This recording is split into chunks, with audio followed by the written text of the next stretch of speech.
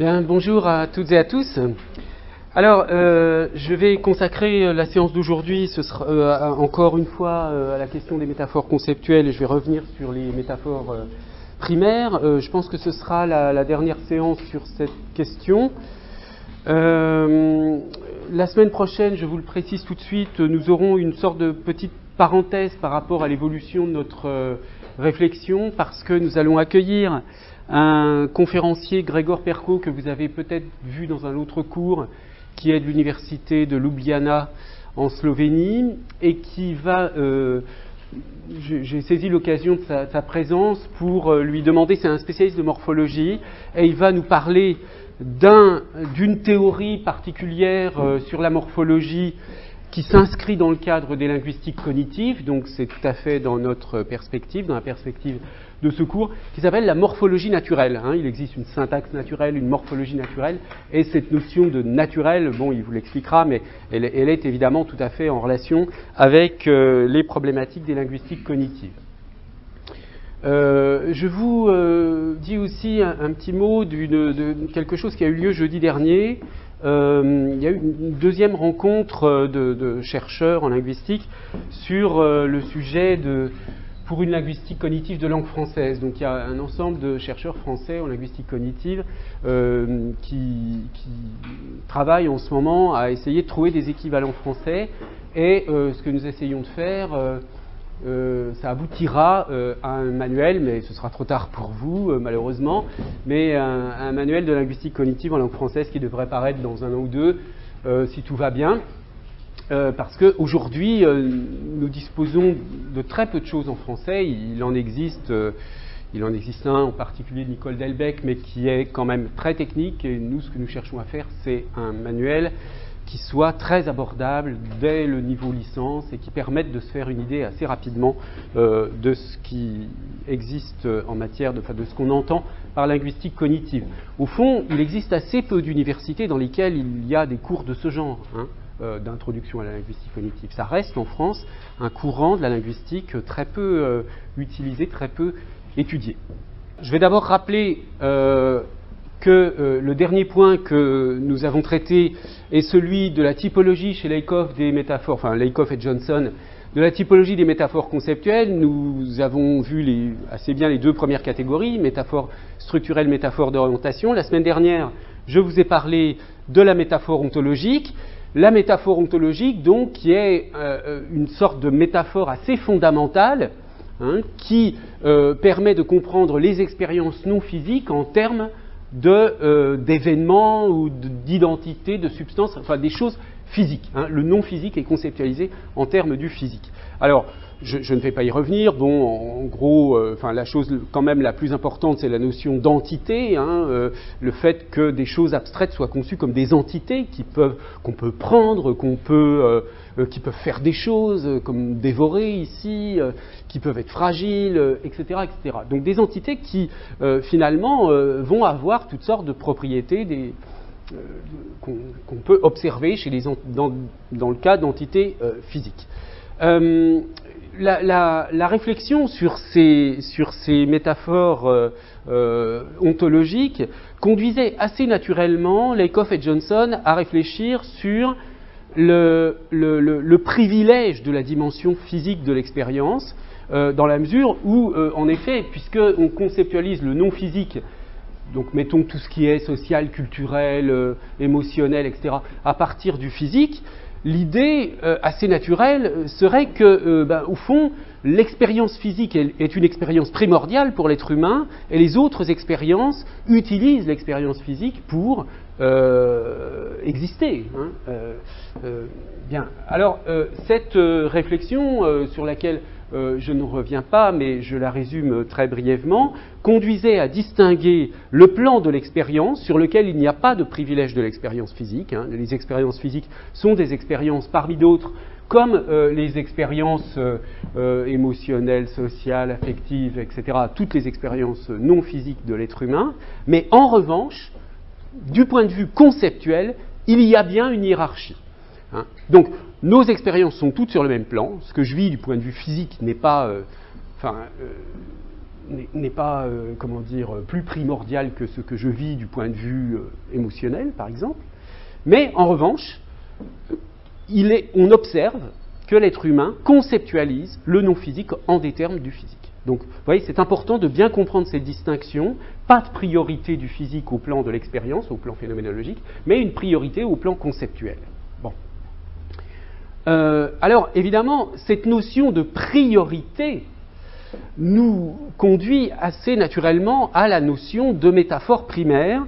Et j'avais commencé à vous expliquer le modèle développé par un chercheur qui a fait son PhD avec George Lakoff et qui donc a développé ce qu'il appelle les métaphores primaires. La notion de métaphore primaire qui finalement recoupe et recroise d'une façon différente les métaphores d'orientation et les métaphores ontologiques. Alors, je rappelle brièvement le modèle. Hein. On a des événements de base. Alors, nous avions vu que cette notion d'événement de base, elle introduit une distinction entre des événements, disons dans la diversité des événements qui peuvent se produire pour un être humain. Il y a, dit-il, des événements qui sont significatifs et d'autres qui ne sont pas très significatifs. Bon, alors par exemple, soulever un objet lourd et se rendre compte qu'il est lourd, pour lui ça va être significatif. En revanche, plier les genoux par exemple, c'est pas significatif. Bon, alors évidemment, cette distinction, si on la fonde uniquement sur la notion d'événement, elle est peut-être un peu problématique. Mais enfin, elle est empirique, elle lui sert ensuite à isoler, disons, des événements. En fait, il a procédé à l'envers, hein, c'est évident. C'est-à-dire qu'il n'a pas d'abord réfléchi à qu'est-ce que c'est qu'un événement pour l'être humain, pour les classer en différentes sortes. Il a d'abord observé un peu des métaphores pour se rendre compte que les métaphores primaires qui l'intéressaient étaient fondées sur un certain type d'expérience physique, d'événements physiques, hein, d'événements de base, et pas sur d'autres. D'où cette distinction qu'il a introduite entre des événements qui ont une signification, hein, qui sont orientés par un but dans une relation particulière avec l'être humain et qui ont donc dans son modèle une signification particulière, donc une importance particulière. Donc il y a un certain nombre d'événements, admettons, des événements plus significatifs que d'autres, et ce sont ces événements-là qui vont produire des métaphores primaires. Alors, évidemment, on pourrait renverser le raisonnement. On pourrait dire, si on observe qu'il y a un certain nombre de métaphores primaires dans une langue donnée, ça veut dire que cet événement qui correspond à la métaphore, qui est la source de la métaphore, en fait, est primaire dans la culture, hein, est un événement de base dans la culture. Il faudrait peut-être faire la chose dans le sens inverse. Mais vous allez voir, on va le faire un petit peu. Bon, à partir de ces événements, à côté de ces événements de base, on a des capacités, des structures, des processus cognitifs, et puis c'est la relation entre les deux qui va faire émerger ce qu'il appelle des primary scenes, c'est-à-dire du point de vue non plus d'un point de vue, si vous voulez, à la troisième personne comme les événements de base, mais cette fois-ci c'est l'événement tel qu'il est vécu par une personne donnée, donc c'est la dimension phénoménologique du basic event. Hein. Donc là, ici, il y a quelque chose qui est vécu par quelqu'un. Il y a par exemple, si je reprends l'exemple de quelqu'un qui soulève une pierre qui est lourde, l'événement de base, c'est une personne X soulève une pierre qui est lourde, et puis la primary scene, c'est le fait qu'une personne ressent le fait que la pierre est lourde, etc. Hein. C'est pas tout à fait la même chose. Enfin, disons, c'est la différence entre la troisième personne, si vous voulez, et la première personne. Ensuite, il y a un lien conceptuel qui s'établit entre deux choses, entre le fait que, par exemple, pour porter la pierre, il y a le fait objectif qu'elle est lourde, et puis le fait que c'est pénible. Donc il y a une association qui se fait entre ce qui est lourd et ce qui est pénible. Parce qu'une pierre, si elle est lourde, elle est difficile à transporter, enfin, pénible, difficile, toutes ces notions. D'accord ? Donc il y a un lien qui s'établit comme ça, dans l'expérience, presque naturellement. Hein, vous voyez, donc pourquoi on parle souvent dans les théories spécifiques à certains domaines qui sont dérivés du point de vue des linguistiques cognitives, qu'on parle de morphologie naturelle, syntaxe naturelle, etc. C'est parce qu'on se fonde sur des suppositions, parce que ce sont des suppositions, elles ne sont pas vraiment des observations, des suppositions de connexion naturelle, hein, entre des événements mentaux. D'accord, hein, c'est-à-dire c'est l'événement mental, c'est quand même une sensation, le fait de sentir que quelque chose est lourd, c'est un événement physique, mais c'est aussi un événement mental. Bon, et le fait d'associer l'idée que c'est lourd avec l'idée que c'est difficile, c'est compliqué, etc., eh bien là c'est un autre événement mental, et les deux événements mentaux sont reliés. Bon. Je passe sur la deconflation, qui est un petit problème particulier, et puis on aboutit ainsi aux métaphores primaires. Alors, les métaphores primaires, donc, on en a vu quelques exemples dans cette citation que je reprends rapidement. Hein. Par exemple, la chaleur et la proximité correspondent à des degrés de réponse ou de connexion émotionnelle. Donc là aussi, il y a l'idée d'une sorte de motivation dans l'expérience. De l'idée que lorsque vous êtes près physiquement de quelqu'un, vous ressentez sa chaleur, et donc l'idée de chaleur est liée à l'idée d'affection, de proximité affective, etc. De la même manière que la pierre est lourde et ça renvoie à la notion de difficulté. Donc vous voyez la façon d'ancrer des propriétés linguistiques dans la vie humaine, dans sa plus grande banalité. Et à quoi ça s'oppose ce type d'approche? Ça s'oppose à des approches qu'on pourrait dire arbitristes, au sens où on dirait, bon voilà, une culture code arbitrairement, la chaleur, l'opposition chaud-froid est codée sert de codage pour l'opposition entre proximité affective, distance affective, proximité émotionnelle, distance émotionnelle. Voilà, on code arbitrairement un concept avec un autre concept. Bon, ben non, je veux dire, je ne sais pas s'il existe une théorie qui défend cela, ça m'étonnerait, hein, mais en tout cas, vous voyez bien que là, il y a quand même très profondément l'idée d'une recherche de motivation dans les langues et dans le langage. Bien, les autres, je passe sur d'autres exemples, de toute façon, on va en voir beaucoup. Les métaphores primaires, je l'ai dit aussi la dernière fois, sont classées en 4 catégories. Les relations atemporelles, donc ce sont surtout les relations spatiales, principalement. Les notions de quantité et de degré. Les relations temporelles. Et puis les actions. Les relations de type affectif et social. Et puis tout ce qui relève de la pensée et de la conscience. Alors, comme je vous l'avais annoncé la semaine dernière, nous allons examiner en détail, pour que vous voyez bien jusqu'où va l'analyse, dans quel détail va l'analyse, nous allons juste examiner dans le détail la première catégorie, des relations atemporelles, et pour les 4 autres, je donnerai simplement quelques exemples. Alors, voyons donc en premier lieu ces relations dites atemporelles. Donc vous voyez, je n'ai pas répété à chaque fois dans la... je l'ai noté uniquement sur la première diapositive. Chaque petit paragraphe qui présente une métaphore dans cette annexe, c'est dans l'annexe de la thèse. Je l'ai mise en ligne, vous l'aurez vu sans doute sur le site, si vous voulez regarder cela plus en détail. D'ailleurs, pour ceux d'entre vous qui n'auraient pas encore d'idée de sujet en tête, un commentaire sur la thèse de Grady serait tout à fait possible. Donc chaque paragraphe qui présente une métaphore est structuré de la même façon. Il y a d'abord le titre de la métaphore, ensuite sa motivation, donc on parlait tout à l'heure de motivation, donc sur quoi elle est fondée cette métaphore, quel genre d'expérience, quel genre de primary scene, de scène primaire, si j'ose dire, est à la base de cette métaphore. Et puis ensuite il y a des exemples, des exemples, c'est-à-dire des illustrations de la métaphore, des réalisations linguistiques de cette métaphore conceptuelle.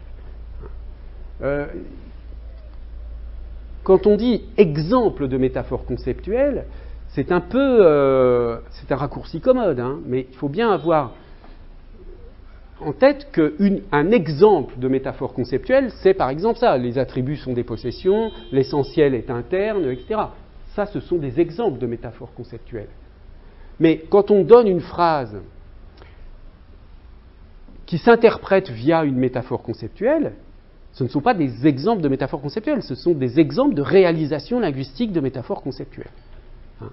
Donc, Voilà, il faut bien quand même avoir cette distinction en tête.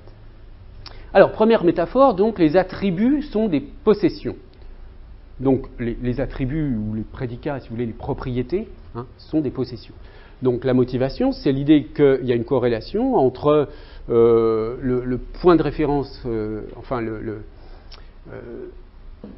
les relations en tant que point de référence cognitif et les relations physiques qui sont associées avec la possession. Et puis une tendance à catégoriser les personnes en fonction des objets qu'ils possèdent. Alors par exemple, premier exemple, she's got a loud voice that really carries. Donc elle a une voix forte. Bon, elle a une voix. C'est ça l'idée de... Alors, évidemment, j'insiste un tout petit peu parce que dans certains cas, les métaphores conceptuelles sont tellement évidentes qu'on les voit à peine. Et d'ailleurs, c'est pas toujours facile lorsque vous prenez un texte au hasard et que vous vous dites bon, je vais essayer de détecter toutes les métaphores conceptuelles qui sont dans ce texte.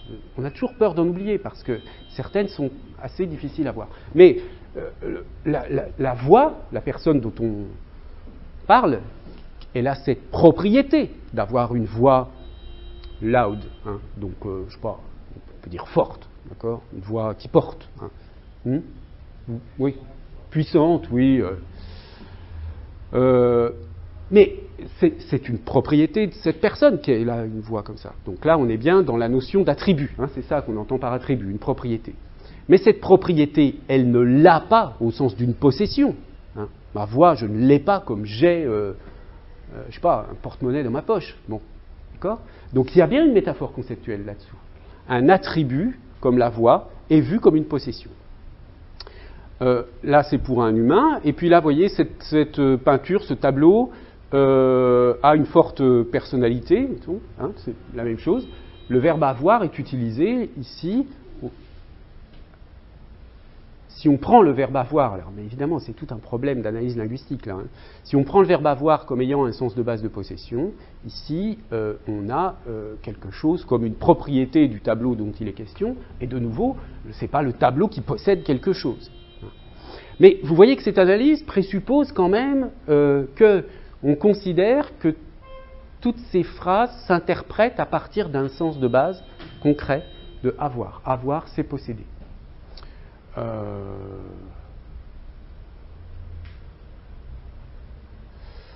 Alors évidemment, il y a d'autres types d'analyses en linguistique fondées sur la notion soit de grammaticalisation, soit de subduction en linguistique guillaumienne, qui partent de l'idée qu'en effet, à partir du sens de posséder, on a des sens, posséder étant le sens lexical du verbe avoir, on a des sens beaucoup moins lexicaux du verbe avoir. Par exemple, avoir au sens d'auxiliaire, employé comme un auxiliaire, voilà, est complètement grammaticalisé. D'accord ? Mais il y a quand même, dans son emploi, il y a un emploi lexical du verbe avoir. De même, être, être au sens d'exister, d'accord ? Être, c'est exister, dans je pense donc je suis, mais vous avez des sens grammaticalisés de être, qui sont les emplois, par exemple aussi comme auxiliaire, mais comme auxiliaire de passif, etc. Bon, et tout ça marche pour toutes sortes de verbes. Pour aller, par exemple, aller, ça a un sens de déplacement, mais quand vous l'utilisez pour un futur progressif, je vais partir, le sens de aller est évidemment désémantisé, grammaticalisé, si on veut. Bon. Donc là, il y a, comme de toute façon, en linguistique cognitive, il n'y a pas ce clivage entre le lexical et le grammatical, puisque dans tous les cas, on a affaire à du conceptuel, d'une certaine façon.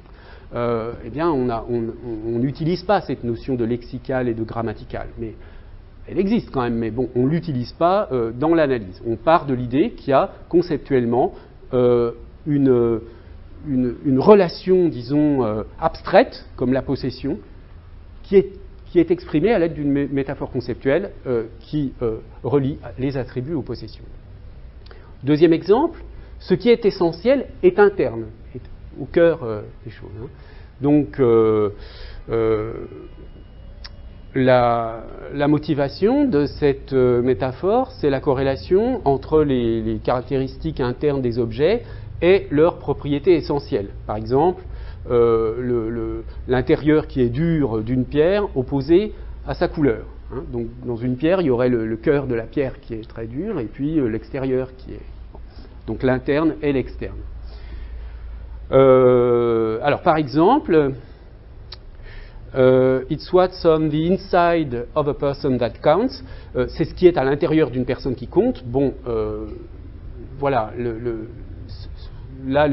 la phrase signifie directement que ce qui est essentiel, c'est à l'intérieur. Bon, je ne sais pas si on peut vraiment parler de métaphore conceptuelle, si, puisque la inside of a person, c'est à l'intérieur d'eux, c'est évidemment pas dans la personne. Hein.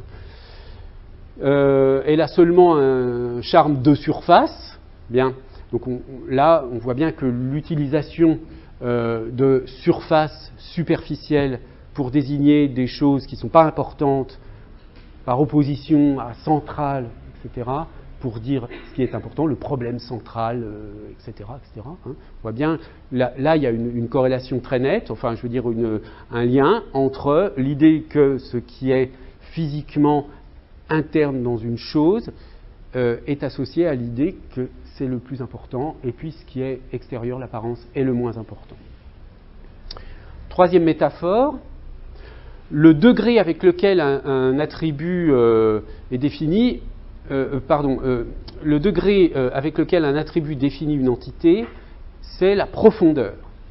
Donc là, mais bon, c'est en relation quand même avec, vous vous souvenez, il y a ensuite plus loin un classement de métaphores primaires qui sont les métaphores de degré. Ça rejoint quand même cette notion de degré, mais bon, peu importe. Il la présente comme étant un corollaire de l'essentiel est interne, donc c'est normal, mais là, c'est la notion de degré. Hein. Donc quelque chose qui est profondément... the scaling system is deeply flawed, c'est-à-dire qu'est-ce qu'on pourrait dire, complètement cassé, quoi, enfin complètement dysfonctionnel. Hein. Bon, deeply, voilà, profondément, c'est la même métaphore conceptuelle en français. Hein. La notion de profondeur, qui est une notion physique, est utilisée très couramment comme une notion de degré pour un attribut. Je ne sais pas, on peut parler d'un livre qui est profondément ennuyeux. Voilà.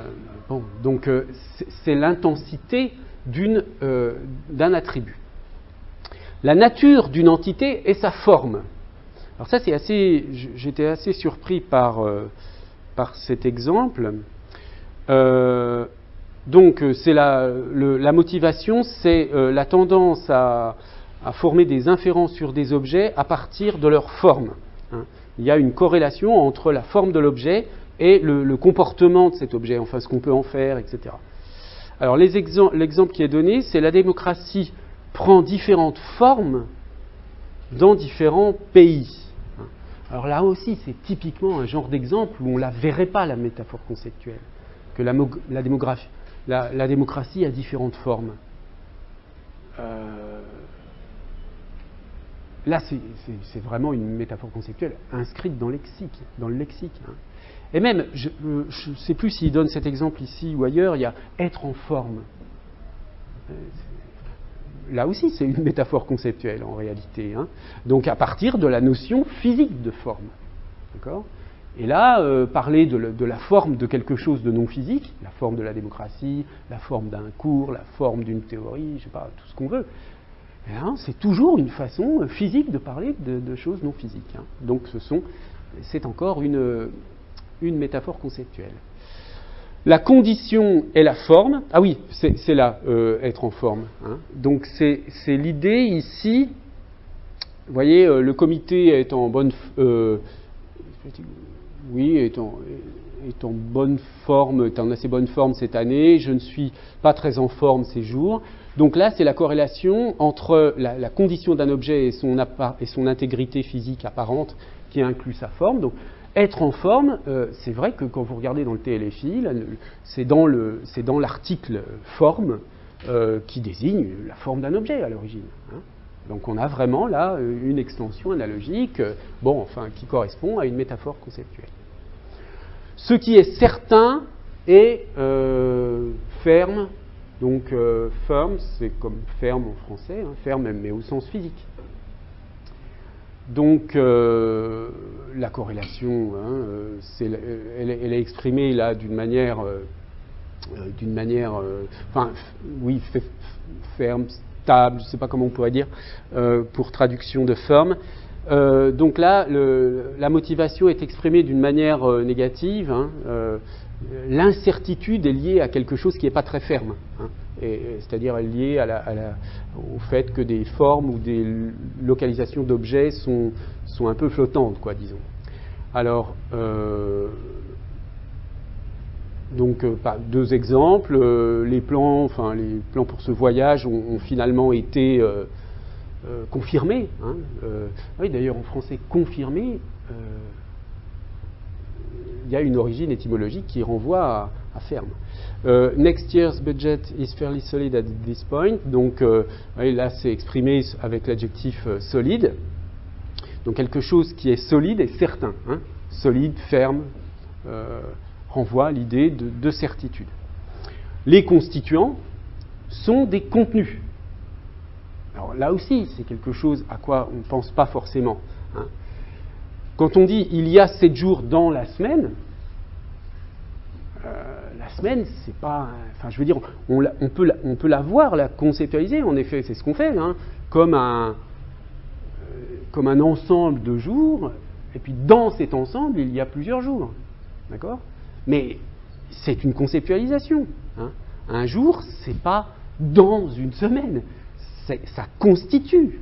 C'est une partie intégrante de la semaine, mais ce n'est pas dedans. Le fait de le percevoir comme intérieur à la semaine, qu'un jour soit à l'intérieur de la semaine, ou que des chapitres sont à l'intérieur d'un livre, c'est également une métaphore conceptuelle, parce que quelque chose soit contenu dans autre chose, ça, c'est une relation physique. Mais un livre, ce n'est pas une boîte qui contient des choses qui sont des chapitres. Il est constitué par les chapitres. D'où l'idée que les constituants, le fait de voir des constituants comme des contenus, c'est bien une métaphore conceptuelle. Mais là aussi, une métaphore conceptuelle pas si évidente à percevoir comme telle. Hein. Bon, je vais peut-être aller plus vite pour les suivantes. L'organisation, c'est de la structure physique. Alors, par exemple, avec quelle partie de la théorie vous ne seriez pas d'accord ? Vous voyez, là, on voit la théorie qui est une chose organisée mais abstraite, comme étant une structure physique qui a différentes parties.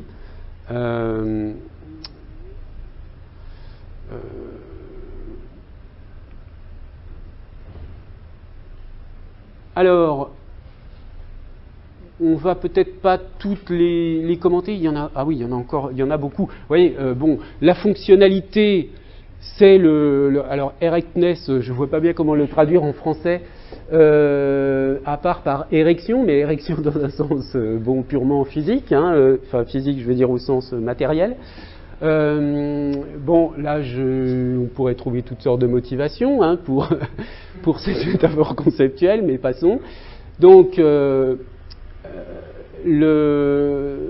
that record still stands. Donc, vous voyez, le fait d'être debout, mais on avait déjà vu ces métaphores dans les métaphores d'orientation. L'idée que être debout, être dressé, c'est être viable, en bonne santé, etc.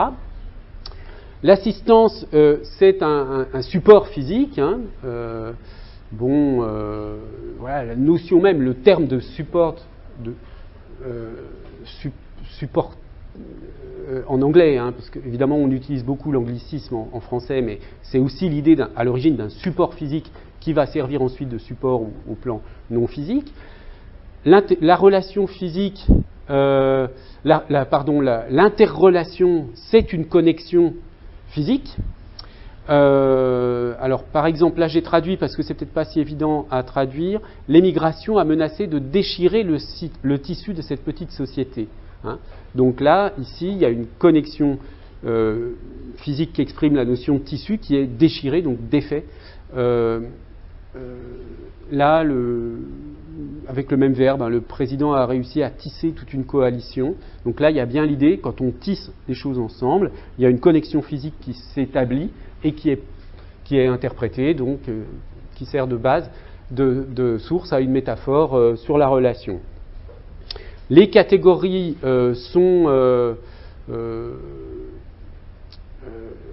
correspondent à des régions spatiales, hein, sont liées par des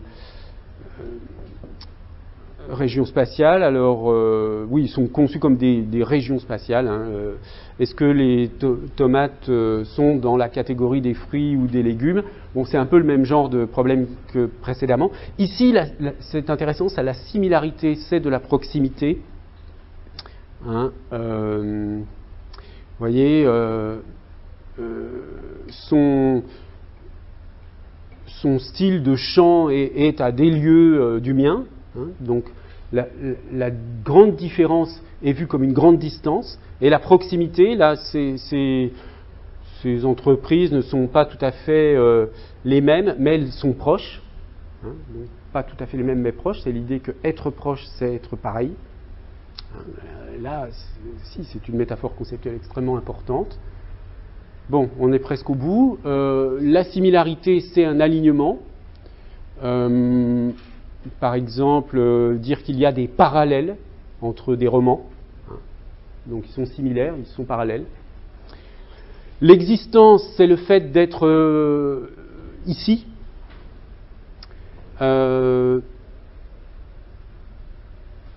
Donc, quelque chose qui n'existe plus. Hein, vous voyez, par exemple, Bridges, ici, Argonne. Bon, ben, ils sont partis, donc ils ne sont plus là, donc ils n'existent plus. Hein, donc là, c'est l'idée que ce qui existait là et ce qui n'existe plus est parti. Hein. L'existence, c'est la visibilité. Voilà, donc quand on dit que quelque chose apparaît ou disparaît, la musique rap apparue, les premières musiques rap apparurent dans la fin des années 70. Donc quand on parle d'un mouvement, de quelque chose qui apparaît, ça veut dire que ça commence à exister. Une situation est un lieu, bon, ça c'est assez évident, hein, il est dans une bonne position à son travail. Et puis la dernière, ce qui est important et central, mais ça rejoint beaucoup tout à l'heure, l'essentiel est interne. Hein. Ce qui est important et central, franchement, là je ne vois pas pourquoi il a proposé deux métaphores distinctes. Ah oui, d'ailleurs il renvoie à essential is internal.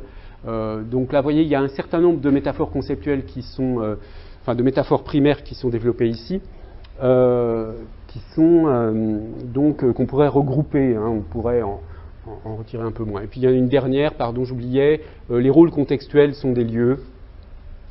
Donc, vous voyez, dire à la place de, hein, c'est transformer un rôle conceptuel dans un lieu. Alors, ce que je vais faire après vous avoir montré, après avoir illustré rapidement les autres types de métaphores primaires, c'est vous attirer votre attention sur les sources. La visibilité, le lieu, l'alignement. Parce que, au fond, vous allez voir que dans les... Vous voyez, si on veut regarder un petit peu depuis le début, quelles sont les expériences, enfin, ou les notions, les concepts de base qui nous servent comme source pour avoir ces métaphores primaires. Bon, ben, il suffit de regarder la source à chaque fois. Hein.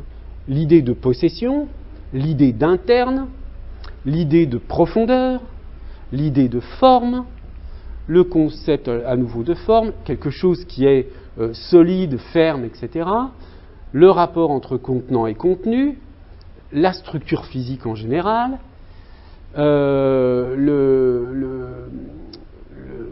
la rectitude, si on veut, la connexion physique, la région spatiale, etc., etc. La visibilité, tout ça.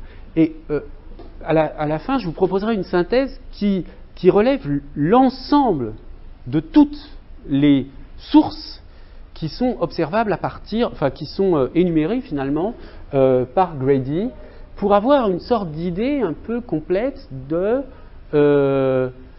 du champ, enfin de l'amplitude de nos sources de métaphores conceptuelles qui vont donc, comme je le disais un peu tout à l'heure, dessiner l'ensemble des scènes primaires de l'être humain dans une culture donnée. Qu'est-ce qui compte? Quelle est la base de toutes les autres expériences pour l'être humain? Alors, avant de faire cela, j'illustre les trois autres catégories de métaphores primaires. Donc, il y a la notion de quantité et de degré. Donc, je répète, là, ce sont simplement des exemples. Il y en a beaucoup, beaucoup d'autres. Donc, l'idée que la quantité, qui est une chose abstraite, la quantité, est la dimension ou le volume. Il y en a une autre plus loin qui est le volume. C'est-à-dire la dimension ou le volume. La quantité et le volume. Ça correspond, si vous voulez, à ce qu'on avait vu précédemment, le more is up. S'il y a plus de quantité, s'il y a plus de volume, de taille, eh bien, il y a plus de quantité. La quantité est aussi une élévation verticale. Alors ça, c'est vraiment typiquement l'exemple du verre dans lequel on met de l'eau et on voit que ça monte quand il y a plus de quantité. Et puis, le degré, c'est la distance sur un chemin, sur un parcours. He's far more intelligent than he looks. Donc, beaucoup plus, qui est exprimé ici, mais là, ça ne marche pas en français, avec far en anglais. Mais en français, ça...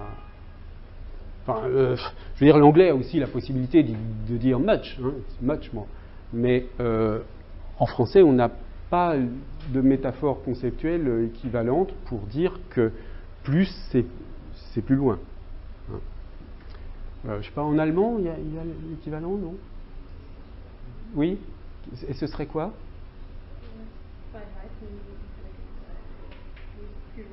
Oui, d'accord. Alors, ensuite, on a un troisième type, temps, action et structure d'événements. Alors ici, il y a l'idée que le changement, c'est un mouvement.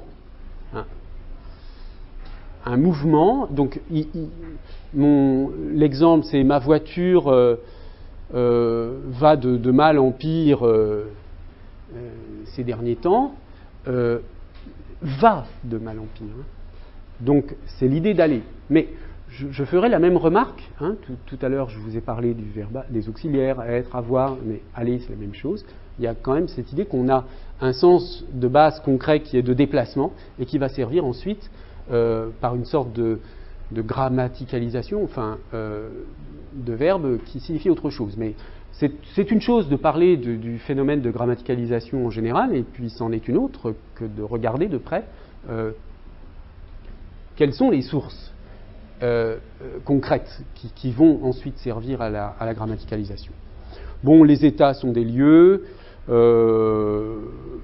Achever un but, c'est arriver à destination. Vous voyez, du coup, là, la métaphore conceptuelle de l'amour est un voyage, eh bien, elle arrive comme un cas particulier de cette métaphore primaire.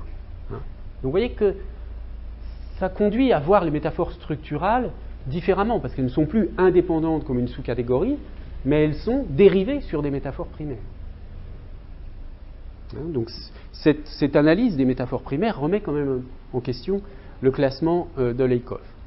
Quatrième et avant-dernière, oui, il y en a 5, pas 4 comme je disais tout à l'heure, la dimension des affects, de l'évaluation des relations sociales, bon, qui rejoint un peu des choses qu'on a déjà vues. L'importance, c'est la taille ou le volume. Nous avons un grand test de main, un énorme test de main, donc un test très important. Donc ce qui est très important, c'est énorme. Bon, oui, ça, dans beaucoup de langues, c'est le cas. Je veux dire, en français, j'ai un énorme problème. Bon, ça veut dire très important. En allemand, c'est la même chose, je suppose. Est-ce qu'en chinois, on a l'équivalent que quelque chose de très important, est exprimé avec un mot qui signifie gros. Par exemple, dire j'ai un gros problème, j'ai un énorme problème.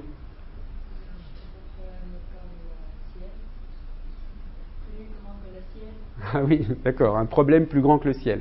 Bon, d'accord. On a un peu la même, enfin, je veux dire le même si l'expression linguistique est différente, la métaphore conceptuelle de base est la même. Bon, même chose avec le poids. Hein. La difficulté est vue comme quelque chose qui est dur. Et ça, même le mot dur en français vient de là. Là, on a quelque chose qui est vraiment inscrit dans le lexique. Et puis en anglais, on a hard, qui est la même chose. Hein. Les difficultés sont des opposants. Bon. Et la dernière partie, la dernière rubrique de métaphores primaires, ce sont les métaphores qui relèvent de la pensée et de la conscience, là qui sont très importantes dans la culture occidentale. Voir ou connaître, connaître ou comprendre, c'est voir. Hein.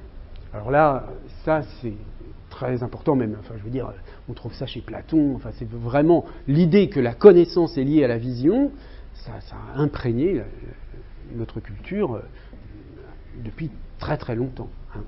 Bon, donc en français, donc en anglais, on dit I see what you mean, mais en français, on va dire je vois ce que tu veux dire, etc.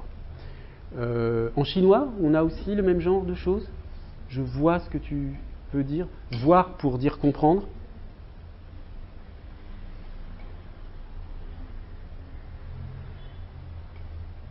Est-ce que vous voyez quelles seraient des métaphores assez usuelles pour dire comprendre, qui signifie comprendre?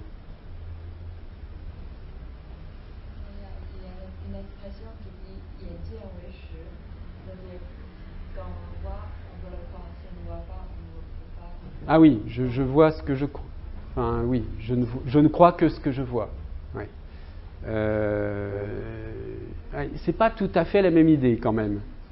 Non, alors on n'aurait pas l'équivalent en chinois apparemment. En mandarin, enfin, ou dans d'autres.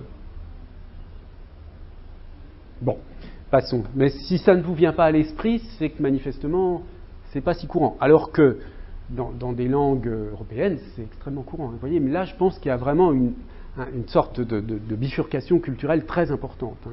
Le rapport à la vision, à la vue, est dans les pays occidentaux absolument majeur. Hein. Il y a un privilège de la vue. Bien, ce qui est perceptible est dehors. Alors, c'est quoi ça?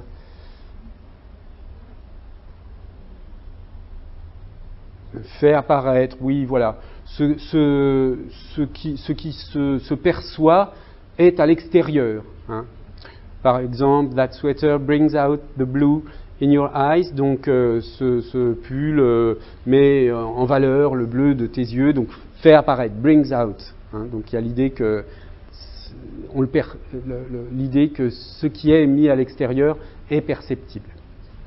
Bien. Alors, maintenant, regardons. Donc, j'ai fait là, cette fois-ci, j'ai pris l'ensemble des métaphores conceptuelles, enfin des métaphores primaires qui sont dans le texte de Grady en annexe. Et ça donne ça. Si on prend toutes les sources qu'il utilise, hein, toutes les sources. Alors, c'est assez... Bon, il y a deux endroits où j'ai mis des points d'interrogation pour diverses raisons. Mais ce qui saute aux yeux, d'abord, c'est qu'il y a un privilège gigantesque et extrêmement visible de tout ce qui concerne les propriétés matérielles, physiques, spatiales. Vous voyez, toutes les propriétés spatiales, lieu, position, orientation, région de l'espace, interne, externe, en dehors, en dedans, la proximité, l'alignement, être ici, être au-dessus, en haut, en avant, du même côté, le bon endroit. Tout ça, ça sert de métaphore conceptuelle. Les propriétés d'objets comme la profondeur, la forme, le rapport contenu-contenant, la structure physique, l'erectness, la taille, le volume, la masse, le poids, la dureté, le fait qu'un objet soit droit, les côtés d'un objet. Donc tout ça c'est plutôt statique, mais ce sont des propriétés physiques ou spatiales. Et puis il y a des propriétés dynamiques, hein, le mouvement, la destination, la connexion physique, je l'ai mise dans le dynamique, la distance, etc., etc. Donc vous voyez que vous avez un privilège très important des propriétés spatiales, et il n'y a pas ici de propriétés temporelles, par exemple. Quand même assez frappant de constater que, au fond, bon, on l'a déjà dit plusieurs fois dans ce cours, hein, qu'on conceptualise le temps à partir de l'espace, mais le temps pourrait apparaître comme quand même aussi quelque chose comme une expérience primordiale. Mais le temps ne semble jamais être la source de métaphores conceptuelles. Le temps signifie le temps, point. Et je ne vois pas... Alors, comment on exprime dans les langues les relations temporelles? Avant, après... Oui, déjà, avant, après, ça a beaucoup de liens avec devant, derrière. Hein, enfin, bon, ça dépend, mais bon, en tout cas, avant, après, en même temps, etc. Est-ce que ce genre de préposition est susceptible d'être utilisé comme source pour conceptualiser quelque chose d'abstrait? J'ai pas l'impression. Hein. Donc, non seulement on conceptualise. Il y a un privilège de l'espace sur le temps, mais le temps ne sert même pas à conceptualiser. Certes, les relations temporelles sont des relations de base, hein, ne sont pas métaphoriques. D'accord ? Là, on ne donne pas on ne donne pas la liste de tous les concepts non métaphoriques. Il y a plein de concepts non métaphoriques qui ne sont pas dans cette liste. Simplement, on donne ici la liste des concepts non métaphoriques qui produisent des métaphores conceptuelles. D'accord ? Donc le temps, il n'est pas dans cette liste, parce qu'il est une métaphore, il est un concept non métaphorique, mais il ne sert pas de source à des métaphores conceptuelles. Bon. Alors ensuite, on peut voir qu'on a un certain nombre de propriétés sensorielles. Alors, donc le toucher, hein, on a vu tout à l'heure la fermeté, la douceur physique servent à... Hein, même la douceur physique sert à parler de douceur morale, etc. La vue, on l'a vu tout à l'heure, hein, clair-obscur pour ce qui est un raisonnement qui est clair, un raisonnement qui est obscur. Ça, c'est très facile de voir quelles sont les métaphores conceptuelles que cette opposition permet de construire. Le goût, le fait d'avoir du goût au sens gustatif, hein, sert évidemment de métaphore pour le goût au sens esthétique et dans toutes sortes de sens. L'olfaction, quelque chose qui sent bon, qui sent mauvais, au sens de l'olfaction, ça sert très souvent à métaphoriser des choses. La situation, ça sent mauvais, ça veut dire c'est mal parti, etc. Et alors, ce qui est frappant, c'est qu'on remarque qu'il n'y a pas le oui dans la liste de Grady. Alors que, en français, en tout cas, il y a un exemple majeur qui est entendre. Je veux dire, est-ce que tu entends ce que je veux dire? Entendre qui veut dire comprendre. Alors, certes, et comprendre d'ailleurs, c'est aussi une métaphore conceptuelle hein, à l'origine, c'est prendre, c'est grasp, c'est comprendere, hein, c'est l'idée de prendre. Donc, il y a, d'ailleurs, ça, c'est un sujet extrêmement intéressant. Il y a des années, j'avais fait déjà un colloque là-dessus, sur quelles sont les métaphores conceptuelles du comprendre, hein, selon les cultures, les civilisations. C'est important de savoir comment une culture conçoit sa compréhension. Ce qu'est comprendre pour un être humain. Qu'est-ce que c'est que comprendre ? En français, on est passé de quelque chose du latin intendere, qui était quand même la métaphore dominante, hein, qui est quand même être tendu vers. C'est-à-dire, il y a une idée de compréhension où on essaie de s'ouvrir vers quelque chose qui vient de l'extérieur. Mais quand vous passez à la métaphore conceptuelle véhiculée par comprendre, qui est de l'ordre de la maîtrise, on prend, hein, on prend ensemble quand on comprend. On voit bien qu'il y a une inflexion dans ce que signifie l'acte même de comprendre quelque chose. Autrement dit, il y a un comprendre qui est de l'ordre de l'écoute, et il y a un comprendre qui est de l'ordre de la maîtrise. Hein, c'est pas la même chose, c'est pas le même comprendre. Bien, mais enfin, c'est un sujet très vaste que je ne peux pas traiter entièrement. Simplement, je le signale parce que on aurait fait cette étude sur le français, il y aurait eu l'ouïe, là, obligatoirement. Mais vous voyez, curieusement, pas avec l'anglais. Alors, c'est vrai que j'ai vérifié un peu, mais hear, le verbe to hear, ne sert pas, ne signifie jamais en anglais comprendre. Hein. Si? Vous diriez que oui? Parce que, en tout cas, dans les dictionnaires, dans le Robert et Collins, ça n'apparaît pas.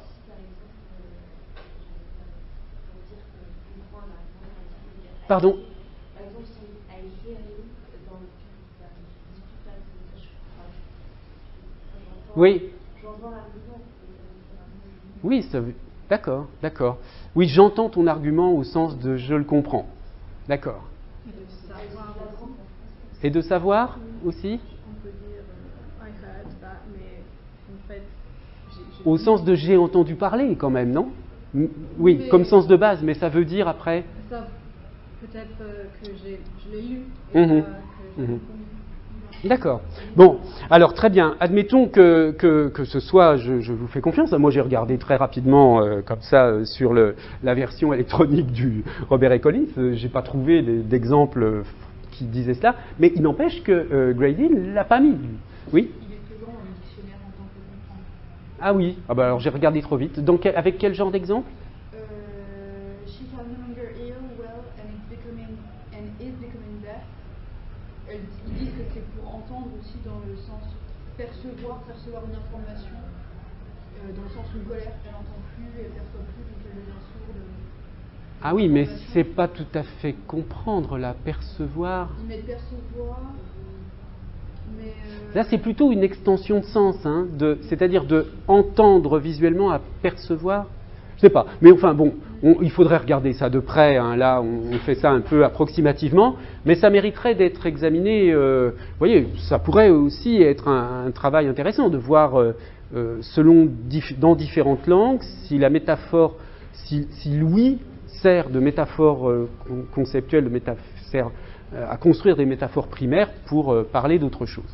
Bon, et puis ensuite, vous avez quelques actions humaines qui ont l'air d'être... Vous voyez, toutes ces actions humaines, posséder, désirer... Alors, désirer, ça pose un problème parce que, par ailleurs, il donne des exemples de la faim comme étant, comme servant de métaphore, comme servant de source pour le désir. Hein. La faim F-A-I-M, avoir faim de quelque chose, c'est avoir le désir de quelque chose. Donc, c'est un peu curieux qu'ils mettent à un endroit le désir comme étant une source de métaphore conceptuelle, parce que là, du coup, c'est pas primaire. Bon, ça pose un petit problème. Mais enfin, vivre, mourir, être en bonne santé, dormir, s'éveiller. Vous voyez, donc là, on a quand même une liste de. Si on part de, on peut quand même se dire que par rapport à toutes à tous les concepts non métaphoriques qui ne servent pas de source pour des métaphores conceptuelles, eh bien, ces concepts non métaphoriques devraient avoir quelque chose comme une importance plus grande, un privilège dans la culture dont il est question, puisqu'ils sont utilisés pour parler de beaucoup d'autres choses. Donc ils sont très présents d'une certaine façon, hein, plus que d'autres, curieusement. Bon, ça, c'est pas une question qui est examinée directement dans la thèse de Grady, mais je pense que c'est quand même la question la plus fondamentale à laquelle sa réflexion touche.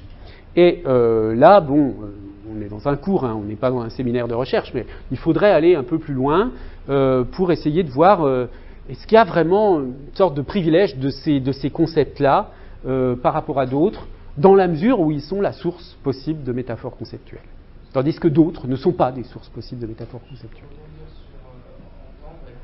Oui. Il y a également le sens, un sens plus subjectif qui serait peut-être intéressant à étudier. J'entends que ce travail soit fait. Ah oui. Au sens de je veux que ce travail soit Oui. fait. Donc voir comment on pourrait...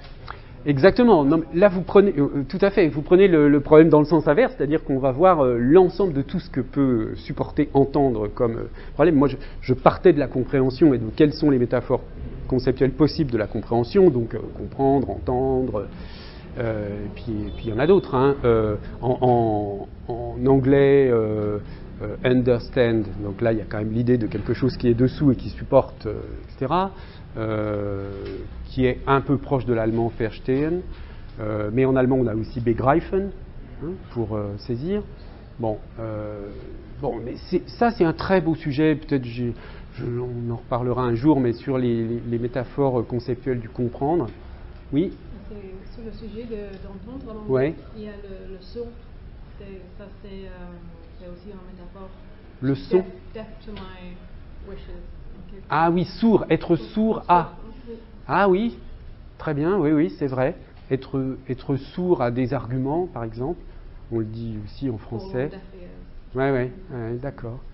Oui, donc là, vous voyez, c'est bon. Je vous l'ai dit, la méthode de Grady, elle est très empirique. Hein. Il ne prétend pas avoir exploré l'ensemble des... Mais je pense qu'à un moment donné, il faut s'y mettre et il faut se dire, on veut obtenir l'ensemble de tous les concepts non métaphoriques, tous. Mais bon, voilà, on n'a pas encore trouvé une méthode parfaite pour y arriver, mais je pense qu'au bout d'un moment, avec des systèmes de recherche assez collectifs, on peut arriver à dire, voilà, bah, tiens, j'en ai trouvé un, non, il est déjà dans la liste, et puis à la fin, la liste, elle est close, quoi. Même si on n'a pas une sorte de méthode hyper logique pour y arriver, parce que je ne vois pas comment, même avec des moyens informatiques, on pourrait trouver des choses comme ça. Parce que là, je veux dire, on échappe totalement au talent, si j'ose dire, aux possibilités informatiques. Hein. Je veux dire, on ne peut pas détecter informatiquement des choses comme ça.